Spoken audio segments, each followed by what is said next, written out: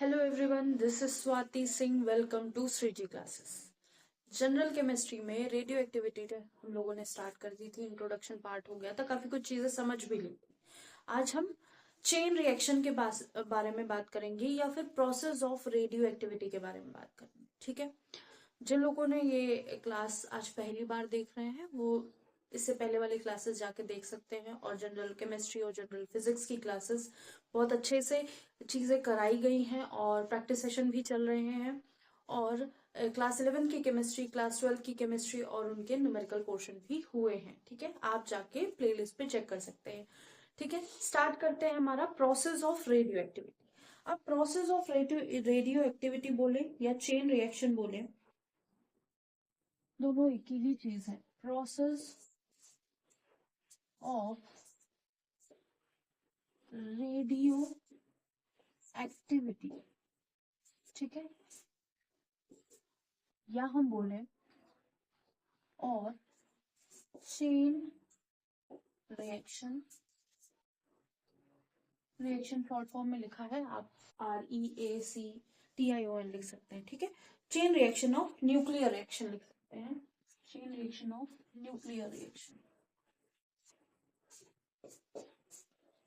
ठीक है,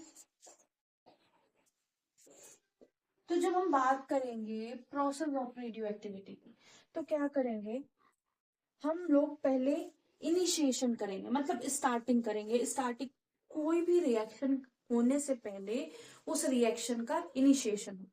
इनिशिएशन कैसे होता है? उस रिएक्शन में हम लोग क्या कर रहे होते हैं, कुछ एनर्जी दे रहे होते हैं, कुछ टर्म इंट्रोड्यूस कर रहे होते हैं। जैसे हमने हम लोगों को क्या बनाना है, कोई सॉल्ट सॉल्यूशन, तो हमने क्या लिया, सॉल्ट लिया। अब सॉल्ट में हमने वाटर इंट्रोड्यूस कराया, तो हम लोगों ने सॉल्ट सॉल्यूशन बनाया।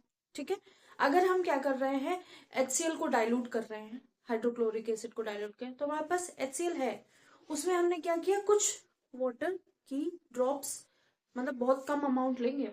वैसे तो वाटर में HCl ऐड करते हैं, ठीक है, लेकिन अगर बहुत छोटा सा अमाउंट है, 2-4 ड्रॉप है, 10 ड्रॉप है, उसमें हमने थोड़ा सा वाटर मिक्स कर, तो हमारा डाइल्यूटेड फॉर्म ऑफ HCl मिल गया। ठीक है, अगर हम एसिड और बेस मिक्स कर रहे हैं, तो हमको क्या मिल रहा है, सॉल्ट एंड वाटर। तो हम कुछ ना कुछ इंट्रोड्यूस कर रहे हैं, रिएक्शन करा रहे हैं, हम दो चीजें पास पास ला रहे हैं या हीट कर रहे हैं। अब जब वाटर बनता है, जैसे एनवायरनमेंट में हाइड्रोजन है, ऑक्सीजन है। अब हाइड्रोजन और ऑक्सीजन अपने आप तो वाटर बना नहीं ले रहे हैं, कि ये इधर चल रहा है, हाइड्रोजन इधर से जा रहा है, तो ऑक्सीजन आ गई, बोलती है रुको पानी बनाना है। ठीक है, उन लोगों ने बातचीत करी, वो पानी बन गया, ऐसा तो हुआ नहीं।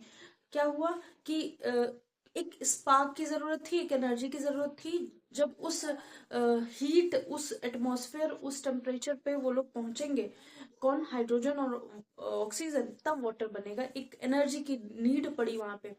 वैसे ही क्या हुआ, हम लोगों ने यूरेनियम लिया।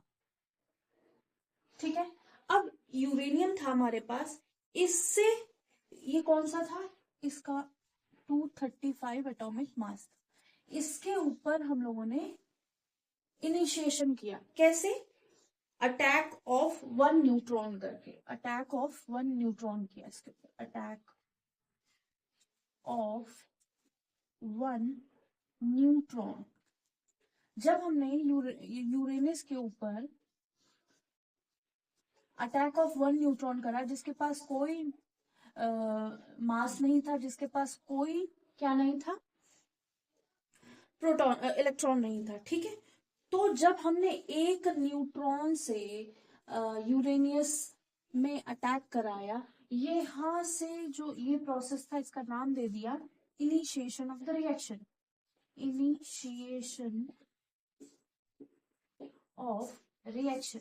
ठीक है, इनिशिएशन मतलब कुछ एनर्जी इंट्रोड्यूस कराई, कुछ नयापन देने की कोशिश करी। ठीक है, इनिशिएशन ऑफ न्यूक्लियर रिएक्शन बोल देंगे, यानी हाँ, इनिशिएशन ऑफ न्यूक्लियर रिएक्शन ज्यादा सही रहेगा। ठीक है, यहाँ पे क्या किया हमने, यूरेनियस में एक न्यूट्रॉन को अटैक कराया। जैसे ही हमने यूरेनियस में एक न्यूट्रॉन को अटैक कराया, हमको यहां से 3 न्यूट्रॉन मिल गए। ठीक है, जब हमको 3 न्यूट्रॉन मिले, तो हमने फिर से इन न्यूट्रॉन को क्या कराया, इन न्यूट्रॉन्स का ऐड यूरेनियस में कराया 235 वाले। तो फिर से हमको क्या मिला, ये इनिशिएशन है, ये ड्यूरिंग द रिएक्शन चल रहा है, ठीक है। फिर यहां से 3 न्यूट्रॉन मिले, यहां से फिर 3 न्यूट्रॉन मिले, यहां से फिर 3 न्यूट्रॉन मिले। ऐसे करके हमको बहुत सारे न्यूट्रॉन मिल रहे थे। अब ये ड्यूरिंग द रिएक्शन हो रहा था, ठीक है। फिर इन न्यूट्रॉन्स का हमने लोगों ने फिर से यूरेनियस के साथ अटैक कराया।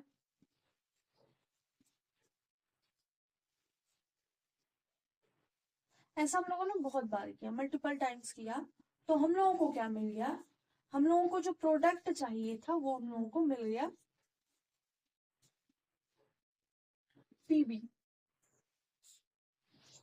ठीक है, पीबी मिला, ठीक है। और ये रिएक्शन जो है स्टॉप नहीं हो रही है, अटैक किया, फिर से 3 न्यूट्रॉन मिले, ठीक है, फिर से 3 न्यूट्रॉन मिले इनको, इसके पास भी 3 थे, इसके पास भी 3 थे। ये रिएक्शन स्टॉप नहीं हो रही है, ठीक है, स्टॉप नहीं हो रही है। इसका जो प्रोडक्ट बनेगा वो क्या है, पीबी मिलेगा। तो अब क्या है हमारे पास कहने को, हमारे पास ये है कि हमने पहले इनिशिएट किया रिएक्शन, और सेकेंड स्टेप था during the reaction, during reaction, ठीक है।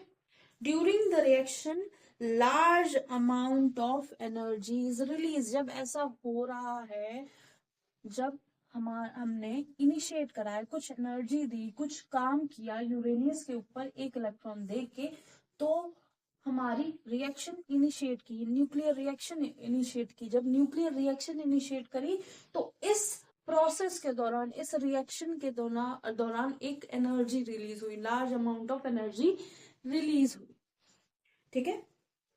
During reaction large amount of energy released, ठीक है, large of energy, large amount of energy release हुई। फिर हमारे पास लास्ट प्रोडक्ट क्या बना, last product of this reaction is lead. जो रिएक्शन का प्रोडक्ट बना वो क्या है, लेड,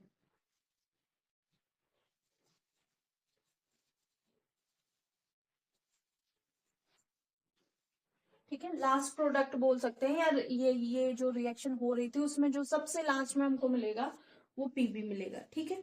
तो इसको लिख सकते हैं last product of this reaction,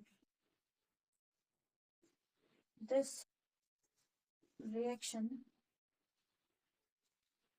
is lead, ठीक है। तो ये है हमारी चेन रिएक्शन। हमने क्या किया, एक प्रोटॉन को बम्बार्ड कराया, अटैक कराया यूरेनियम, यूरेनियम के ऊपर, हम यूरेनियस बोल रहे थे देर से, सॉरी उसके लिए। हमने एक इलेक्ट्रॉन, एक न्यूट्रॉन को यूरेनियम पे अटैक कराया, तो हमको 3 न्यूट्रॉन मिले। फिर हमने उसको अटैक कराया, हमको सबके पास से 3 न्यूट्रॉन मिले, फिर से अटैक किया। तो ये प्रोसेस होता जा रहा है, हमको, हमने केवल एक बार इनिशिएट किया है।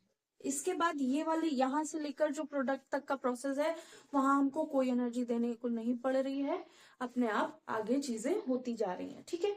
तो ये है हमारी चेन रिएक्शन, ठीक है।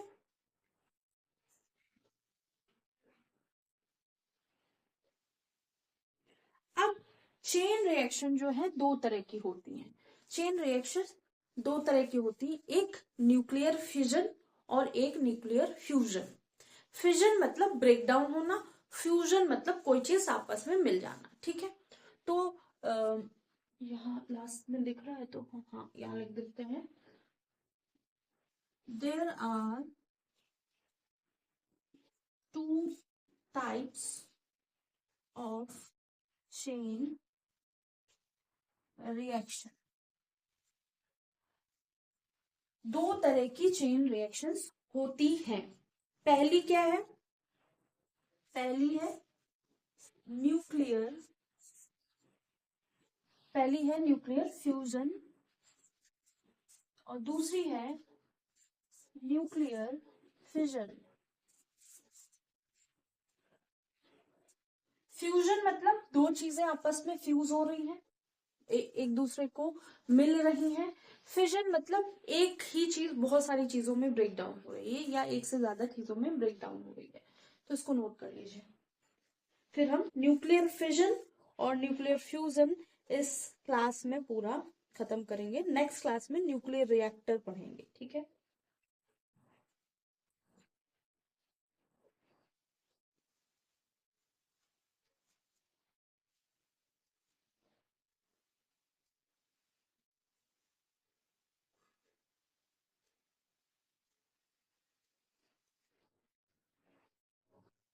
तो होप सो ये समझ में आ गया होगा, नोट हो गया होगा। इसको रब करते हैं।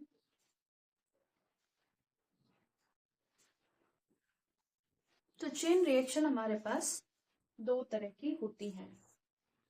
एक का नाम है न्यूक्लियर फिजन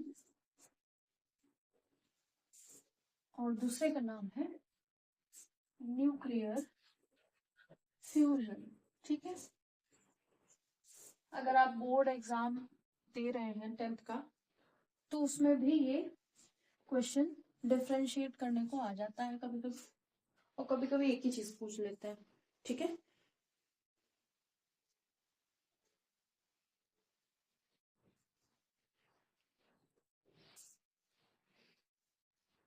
तो यहाँ पे बिग सब्सटेंस होगा, क्योंकि फिजन हो रहा है, ब्रेक डाउन हो रहा है। बिग सब्सटेंस ब्रेक डाउन होगा स्मॉल सब्सटेंस में, ठीक है। स्मॉल सब्सटेंस में या लाइट सब्सटेंस ऐसे लिख देते हैं। साथ में एनर्जी, ठीक है, साथ में एनर्जी। अब हम जब बात करेंगे फ्यूजन की, तो यहाँ क्या होगा, फ्यूजन में स्मॉल सब्सटेंस प्लस स्मॉल क्या बन रहा होगा, बिग सब्सटेंस बन रहा होगा, ठीक है। बिग सब्सटेंस प्लस एनर्जी, या एटॉमिक नंबर ज्यादा होगा।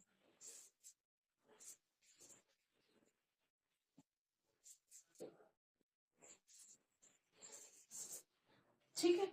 अब पहली चीज जो हम लोगों ने डिफरेंस देख लिया कि यहाँ पे एक चीज बहुत सारी चीजों में ब्रेक होगी, ठीक है। स्मॉल चीजों में ब्रेक होगी, साथ में एनर्जी निकलेगी। यहाँ पे भी क्या है, न्यूक्लियर फ्यूजन में छोटी छोटी चीजें मिलकर बड़ी चीज बनाएगी, साथ में एनर्जी रिलीज होगी, निकलेगी, ठीक है।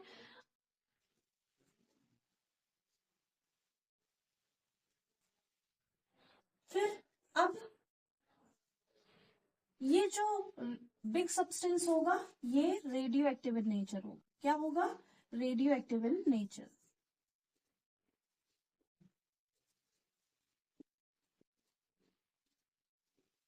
और ये जो स्मॉल सब्सटेंस होंगे ये भी रेडियो एक्टिव इन नेचर होंगे। क्या होंगे, रेडियो एक्टिव इन नेचर, ठीक है। जो स्मॉल स्मॉल सब्सटेंस होंगे ये क्या होंगे, रेडियो एक्टिव इन नेचर। अब अगर जो रिएक्शन कर रहे हैं वो रेडियो एक्टिव सब्सटेंस नहीं होंगे तो रेडियो एक्टिविटी होगी कैसे, ठीक है। तो जो हमारे रिएक्टेंट हैं वो always radio active in nature होंगे। लेकिन फ्यूजन में क्या हो रहा होगा, जो हमारा प्रोडक्ट बन रहा होगा वो नॉन रेडियो एक्टिव होगा, ठीक है। वो नॉन रेडियो एक्टिव सब्सटेंस होगा।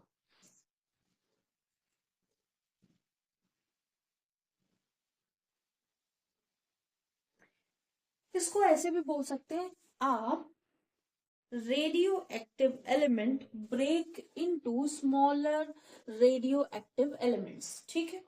और वहां क्या बोलेंगे, आ radio more than one radioactive element fuse together to form a non radioactive element. ठीक है,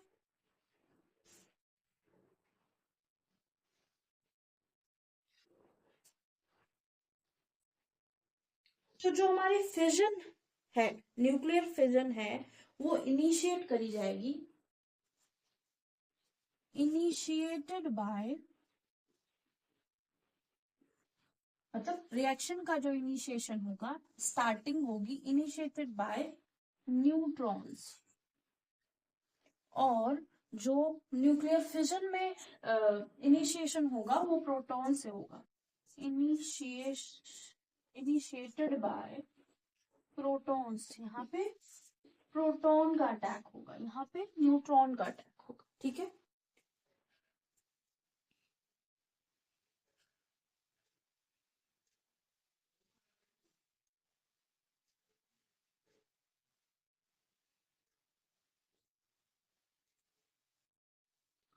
यहाँ पे क्या होगा, लेस एनर्जी इज रिलीज्ड, और यहाँ क्या होगा, वेरी हाई अमाउंट या very large amount of energy is release, very large amount of energy is release. ठीक है, ये हो गया। यहाँ पे very less energy is release, वहां क्या होगा, very large amount of energy is release. यहाँ पे क्या होगा, लो टेम्परेचर, जो मतलब जब रिएक्शन हो रही होगी तब लो टेम्परेचर और लो प्रेशर इज रिक्वायर्ड। हमें नीड होगी, जब भी रिएक्शन होगी तो हम इनिशिएट, पहले हम लो टेम्परेचर रखेंगे, लो प्रेशर रखेंगे, इनिशिएट करेंगे न्यूट्रॉन से, हमें लेस एनर्जी मिलेगी, मतलब रेडियो एक्टिव एलिमेंट आपस में, radioactive element break down होके कुछ छोटे छोटे रेडियो एक्टिव एलिमेंट बना रहा होगा। ठीक है, इस प्रोसेस में लेस अमाउंट ऑफ एनर्जी निकल रही होगी। अब यहाँ क्या हो रहा होगा, न्यूक्लियर फिजन में high temperature and high pressure is required, high temperature and pressure is required। यहाँ पे हमको बहुत ज्यादा अमाउंट के टेम्परेचर और प्रेशर की रिक्वायरमेंट होगी न्यूक्लियर फ्यूजन में।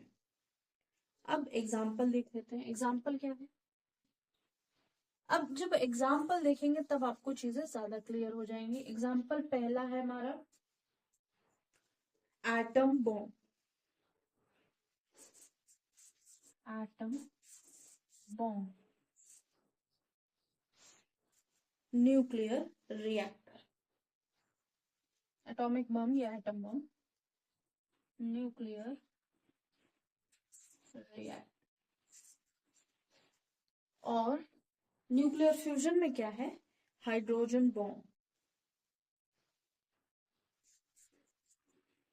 हाइड्रोजन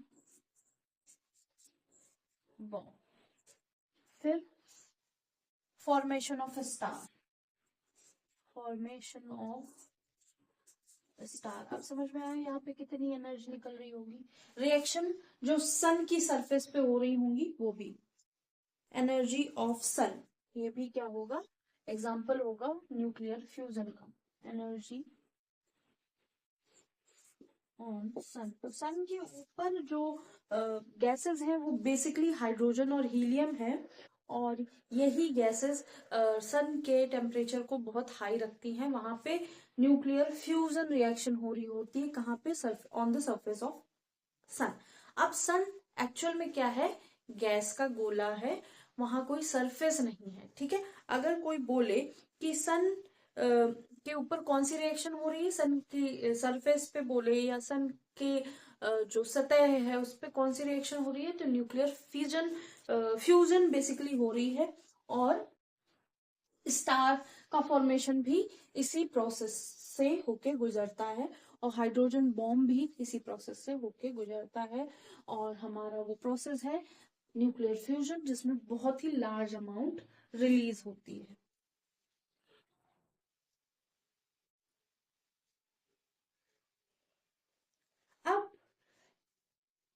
यहाँ पे और यहाँ पे एनर्जी रिलीज हो रही है। ये क्यों हो रही है? क्योंकि जो मासेस है वो एनर्जी में कन्वर्ट हो रहे हैं।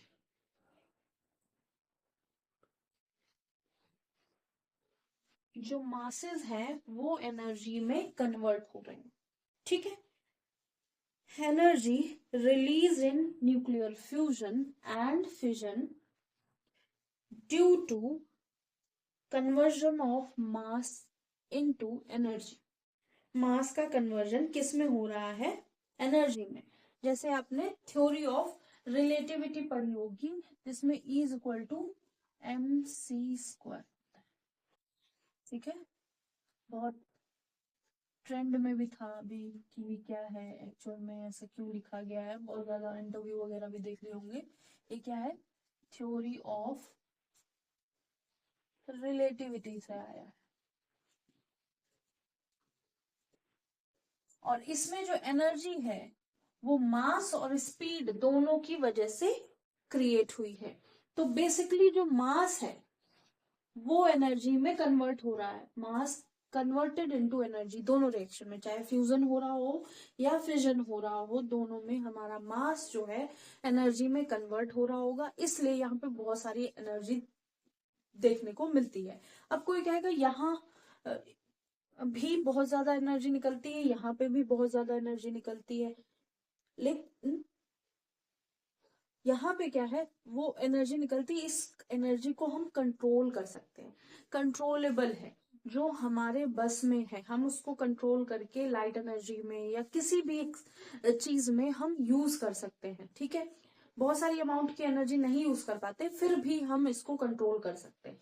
लेकिन अगर हम न्यूक्लियर फ्यूजन की बात करेंगे, यहाँ पे अनकंट्रोलेबल एनर्जी रिलीज होगी जिसको हम कंट्रोल नहीं कर पाएंगे। जैसे सन के ऊपर की जो एनर्जी हम कंट्रोल नहीं कर पाते हैं, ठीक है, कैसे कर पाएंगे, ठीक है। हम अर्थ की एनर्जी का ध्यान नहीं रख पा रहे हैं। हाइड्रोजन बॉम्ब की बात होगी कि नॉर्थ कोरिया ने शायद एक्सपेरिमेंट किया था अभी 4-5 साल पहले।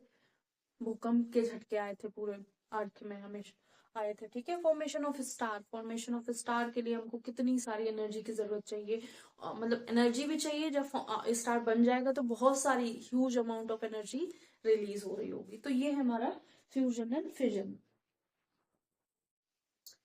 अब फर्स्ट एटम बॉम्ब और फर्स्ट हाइड्रोजन बॉम्ब लिख लेते हैं, कभी कभी आ जाता है, किसने बनाया था या किसने प्रिपेयर किया था।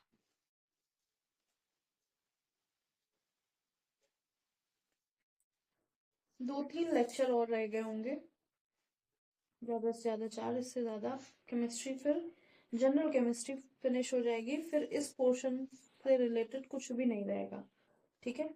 और फिर हम लोग अच्छे से प्रैक्टिस सेशन लेंगे। हो सकता है 2 चैप्टर हो जाए या बढ़ जाए क्लासेस, क्योंकि नहीं, हो जाएगा 5 to 6 क्लासेस, 6 क्लासेस और लगेंगी, ठीक है। तो होप सो ये नोट कर लिया होगा, ये नोट कर लिया होगा। इसको रब कर देते हैं। 2 इंपॉर्टेंट क्वेश्चन है, दोनों पॉइंट है याद होने चाहिए, फैक्ट है याद होने चाहिए, वो लिख देते हैं, फिर क्लास फिनिश करते हैं। इसको रब करते हैं। First atom bomb was prepared by, and first hydrogen bomb was prepared by scientist या जो भी है साइंस से रिलेटेड काम कर रहे हैं। वहां 99% चीजें जो है वो बस डिस्कवर हो रही हैं। क्यों हो रही हैं, क्या हो रही हैं, बहुत ज्यादा, मतलब 90% तो कह ही सकते हैं, ठीक है। और उसमें से जो 10%, 5% चीजें हैं वो हमारे एक्चुअल यूज में आ रही हैं, या कह सकते हैं बेनिफिट ऑफ ह्यूमन में गिनी जा सकती हैं, जो बेनिफिशियल है ह्यूमन बीइंग के लिए, ठीक है। उसके अलावा जितनी भी रिसर्चेस हैं वो पता नहीं क्यों, मतलब होती हैं, फिर उनका कुछ निष्कर्ष अच्छा नहीं हो पाता है कि ह्यूमन बीइंग के लिए अच्छा हो पा रहा है, जैसे ये एटम बॉम्ब और हाइड्रोजन बॉम्ब। ठीक है। एटम बॉम्ब किसने डिस्कवर किया था या जिसने प्रिपेयर किया था, उसका नाम था Otto horn and J Robert Oppenheimer. Otto horn and दो लोग थे, जे रॉबर्ट ओपेनहाइमर। ठीक है। तो बहुत सारी चीजें अच्छे के लिए बनाई गई, लेकिन वो कुछ और बन गई, डिस्ट्रॉयर बन गई। अब हाइड्रोजन बॉम्ब जो बनाया था वो किसने बनाया था? Edward Teller. टेलर बोल सकते हैं, एडवर्ड या टेलर बोल सकते। ठीक है। स्पेलिंग में अगर कोई मिस्टेक हो गई हो तो ध्यान रखिए।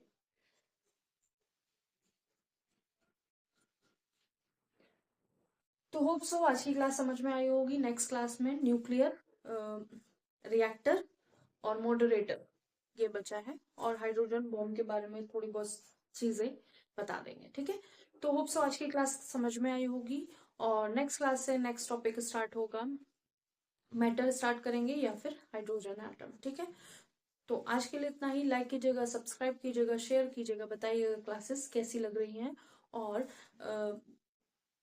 जो भी चीजें आपको लगता है कि नहीं आ रही हैं या फिर कुछ नया पढ़ना है तो उसके लिए आप कमेंट कर सकते हैं। आज के लिए इतना ही। Thank you.